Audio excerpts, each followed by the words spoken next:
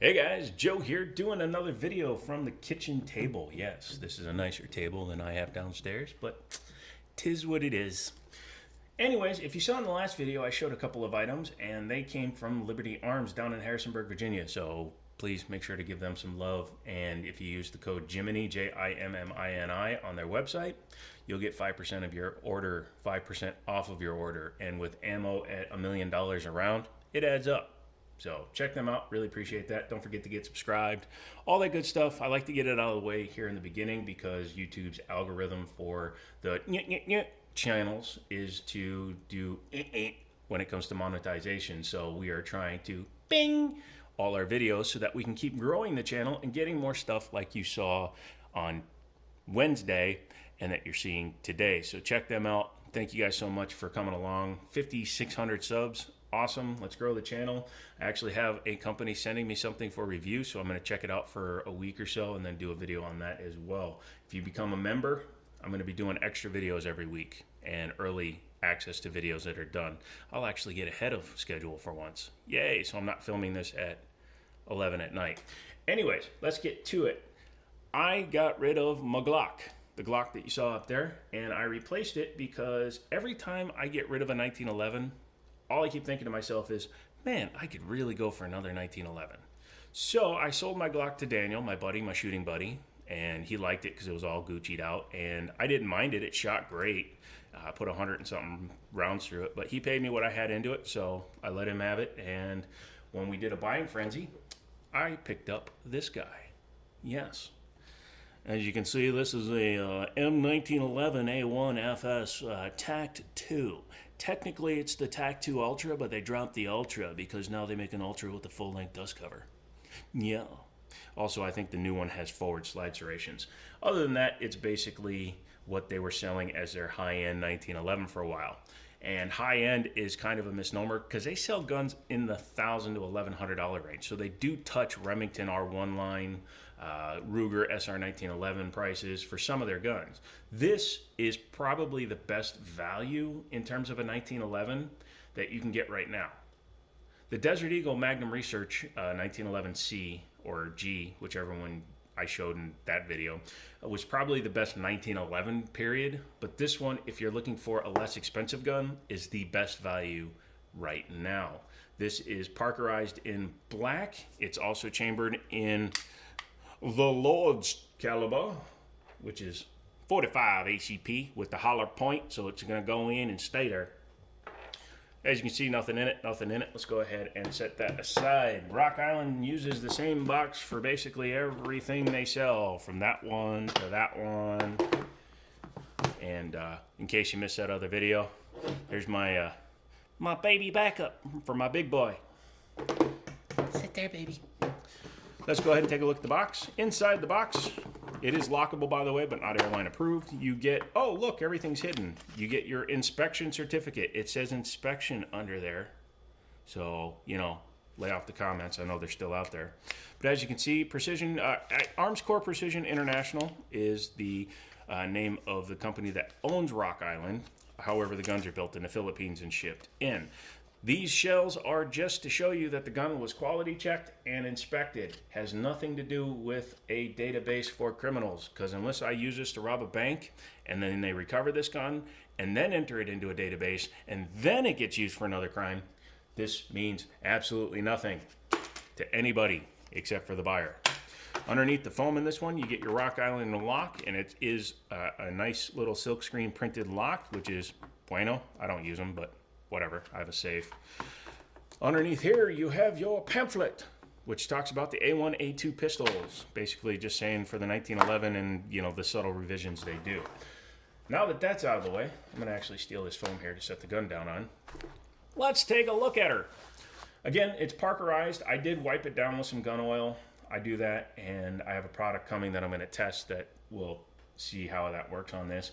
But this gun, straight from Rock Island, has almost every single thing that a shooting 1911 enthusiast would want. This isn't a collector's piece. It's not one you're going to put up on a shelf, although you could because it does look damn fine. This is a shooter-oriented pistol, starting with, I guess, the G10 Grips. As you can see, it's got a nice aggressive set of G10 grips on there. I like that Rock Island spends the money to use these Allen heads on their grips. However, some people don't like them because it means you have to carry a special tool that they don't even give you, but wham. Over here, it does have a relief cut for your thumb. However, I may actually be replacing these for a set of red ones. We'll see. I kind of liked that when I had my Kimber, which I shouldn't have sold, but I got enough money out of it to make it worth it. It does have ambidextrous safeties, and now Rock Island is actually using a slightly thinner offside safety, so it's a little bit easier to hit without it, sticking into your thumb or getting in the way of, when you're a thumb rider like me, using your trigger. It is a single action. Obviously, it's not an LDA or a double eagle or whatever those were called from Para, but this one, or Colt, excuse me. Para made one, but Colt made the LDA. This one obviously has a skeletonized trigger, which is fully adjustable. It's all the way out, which means the trigger travels farther. Skeletonized hammer, very nice LPA rear sight, and LPA is the actual manufacturer. I like to say the name of a manufacturer when it's a big name. LPA, they've been around since 1972. They're an Italian company, but they're trusted on a lot of target pistols, and they're fully adjustable. So you have windage and elevation. This one's already adjusted out this way a little bit, so I wonder if it shoots off just a little bit. Probably has something to do. I can see there's a little bit of a misalignment on the front fiber optic. So I'm going to take it out and shoot it, and I might have to have that front sight pushed over a little bit. Speaking of the front sight, it is a fiber optic sight, which is nice, and it's open top, so you get light down in there. Nice, generous beaver tail grip safety on it, and this one came standard with a magwell. If you remember from my Kimber video, I had to add the magwell, I had to add a different backstrap, and I had to do all this stuff, and this one has it all. At $590, which is what Liberty Arms sells it for, you can get a pretty good deal. They have a bunch of 1911s coming in, so contact them, Google it down below, Harrisonburg, Virginia, and they will talk you through it. Has front serrations, but not checkering. It would have been nice if they had a nice checker job on the front. They already went to the effort of doing that. They should have just went to a little bit more effort and done that. This does basically nothing. Does have the A1 revision cut here, so it's a little bit smoother for your finger. You don't have to go around a big anything to get to it. And the overall feel is very nice in the hand because it's just a standard flat mainspring housing 1911 feel. Trigger is exceptional, as all 1911s are, and 1911s from Rock Island are no exception. Watch the hammer. No pull necessary. This is not a stagey trigger. It's not a anything trigger. It just dink, dink, gone. Again, if I adjust the screw in all the way, it would stop it from moving as much. So technically, it's imitating a long pull trigger, and that's fine by me because it allows you to get up, stage your trigger a little bit, and then just sit on it before you. There you go. Yeah, so what do you say we take her apart? Obviously, you need to safety check. Nothing in it, so we're going to go ahead and leave the hammer back, engage the safety. What that does is allows you to push down on the slide without it moving. I'm going to use the base of a Wilson Combat Mag just because of that. The springs on these bad boys, especially these full-length guide rod ones, are pretty intense. When you take it out, keep an eye on which end of the spring is open versus closed. The closed end will be important because it goes inside the plunger and it lines up there, so it can help avoid any misalignment issues. Then go ahead and bring the safety off. Sorry, new guns sometimes are a pain in the bootski, but you get used to it. Go ahead and pop up the slide lock slide release. Might be a little bit on this one, so 380 to the rescue. There we go. Take out your slide lock slide release. That'll work in over time. Then you can just go ahead and flip your gun over and do that. Now this has a full length guide rod, so technically I didn't have to do that, but if it hadn't been, I would have. Go ahead and take your guide rod out. And then you're going to take your bushing and swing it this way so that you can work it off. I do have a compensator that I'm going to try on the gun just for funskies, and we'll see if I enjoy it. If I do, I may leave a compensator on there, but for this video, I wanted the gun as stock as possible. Push your drop link forward, and then pull the barrel out of the gun. There we go. There's your slide. Looks like a standard 1911 with just a little bit of extra things here. Now, another thing I like about this one is that they flat top the back for the LPA trigger, or excuse me, the LPA sight, which means you can put other ones on there, which is pretty cool because you can put a long LPA sight on there, or you can even do, they're doing now 1911 rear sight plates for optics, so you could replace that if you wanted to, but that's nice for me, although I'm probably going to black out those two dots. Personal preference. Overall, fit and finish is nice. You will notice that the inside of the slide is a little bit bare metal-y. That's because I took the parkerization off because it makes for a smoother operating firearm. The barrel is a very nice piece. It has a nice truncated ramp here, which is what you need for hollow points. I used to say that you needed a long ramp. It turns out I was thinking backwards. You actually need a short ramp. Looking at the frame, you can again see, especially when I do that, I took the parkerization off the rails.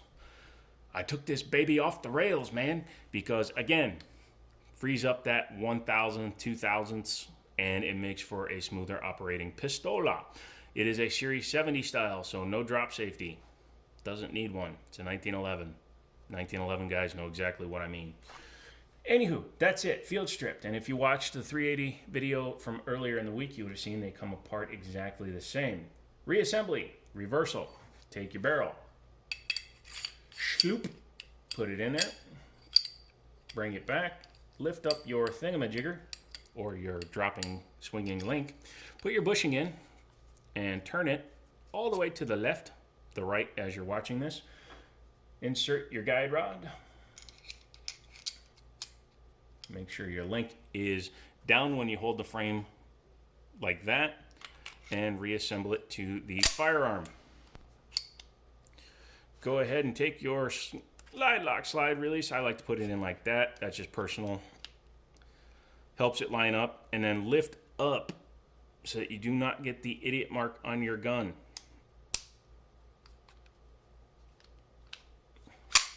Much, much easier that way.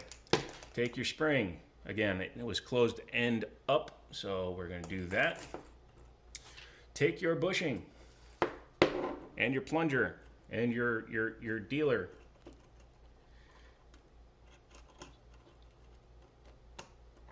Oh my goodness! Yeah, that is one heavily sprung sprunkle. And there you go.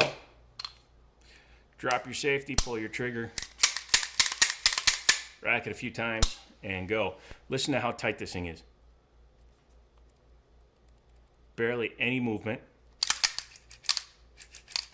And with minimal fluid or oil, nice and smooth. It was a little grabby at first because it had that parkerization, and now it should run nice and smooth. So there you go. This week was about the rocks. I like Rock Island. I've had nothing but good experiences with them, so that's why I have them. Car gun, truck gun, waistband. It's not a waist. It's a hell of a deal. Go to Liberty Arms, Harrisonburg, Virginia. Google them, say I sent you, and you can get stuff like Wilson Combat Mags, Pro Mag 10 rounders, although these are usually crap, and they stop working after about 100 rounds, and all that good stuff. Tell them I sent you, and they'll hook you up. So, as always, I'll talk to you later.